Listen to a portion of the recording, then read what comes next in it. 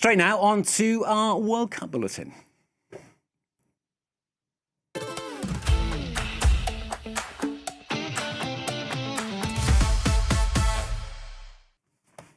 Yeah, follow that, James Vasina. France, they've arrived in Dallas, haven't they, for their semi-final showdown against Spain, of course. Absolutely, two very big semi-finals to come this week. It's the only action, of course, as we head towards the end, going towards the final. The squad then of France have arrived in Texas, flown over from Boston, where they've played many of their games. It's the first long trip for them after playing all of their matches so far on the East Coast. Dembele, Mbappe and all of Didier Deschamps' squads welcomed by fans at the airport and at the hotel there.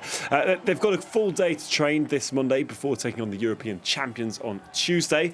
That's a final before the final, many will say. But the truth is, we've actually had many high-stake fixtures in the run-up to this. We'll be hoping to hear from them very soon, Stuart, as they arrive there then in Texas. Yeah, it's bound to be their biggest test so far. They're also going to be facing, aren't they, the strongest defence in the tournament. Absolutely. A big test for both sides, though, to be honest. We've got Spain on one side, who've only let just one goal in. Up front, though, their star winger, Lamine Yamal, has scored just one goal on his side, so not made a single assist either. That hasn't, though, stopped Yamal, who turns 19 today, from saying that France should be afraid of them.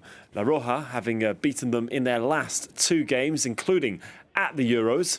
And well, France's defence has been very solid as well, as I mentioned there. Just 2 goals getting past them with clean sheets in their last 3 games. And before leaving Boston, defender Ibrahima Konate had this to say, responding to Yamal's comments. Here he is. In all honesty, we don't listen to what's been said regarding all of that. You shouldn't be afraid of anyone. We have to stay grounded, continue to be humble, and not fall into that trap, especially at this point in the competition. Now he can say whatever he wants. The goal isn't to focus on just one player in particular, because it's the entire team that can cause harm. So it's not just Lamine, it's the whole team. Well, Spain have already begun training in Texas after flying in from Los Angeles. They beat Belgium at the weekend, 2-1 in extra time, and are seeking to make it through to the final for the first time since 2010, which is when they won the tournament in South Africa. The question is, though, can the back line hold off France's ever-fearful attack? It's billed by some as Yamal versus Mbappe. The national side are undefeated in 26 games when the young Barcelona forward is in the starting lineup.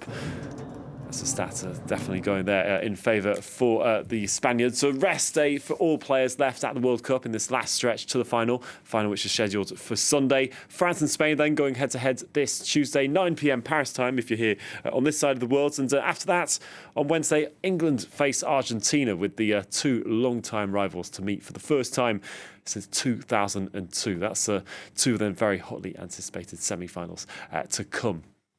Now, away from the pitch, as you may have heard, there's been a lot of controversy, but there has been also to do with what's going on the pitch, to do with the refereeing. And there's an article published by the Sunday Times that claims that the decision to reverse following Balogun's red card was taken by just one person.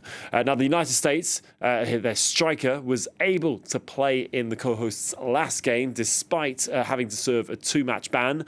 FIFA denied that this was a move that was made under the influence of Donald Trump after the US president openly admitted to asking FIFA's president to look into the case to see then what could be done about that. The association said that an independent committee had reviewed and reversed the sanction.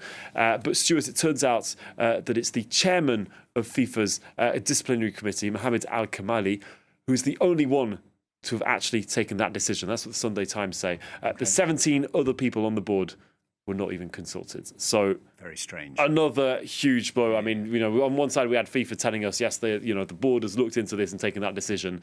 We're hearing now it's one person. That'll be the topic, one of the big topics in today's midday show. We'll be discussing that with our consultants later on today. But definitely not the last time we're going to hear it. Definitely want to follow, and definitely more from James and a little bit later on here on France 24. Just before you go, James, we've got a World Cup record for you now. Another one. It's off the pitch, though. This one, in fact, it's one of the world's largest largest ever, have a look at the pictures if you can, sports sticker exchanges. Thousands of football fans flocking to a series of different venues in the US and in Mexico as well to swap World Cup cards. Adjudicators for Guinness World Records confirming a new record had been established after stickers were traded simultaneously over an 8-hour period at the Rockefeller Center in Manhattan, the American Dream Mall in New Jersey, and 2 sites in Mexico as well.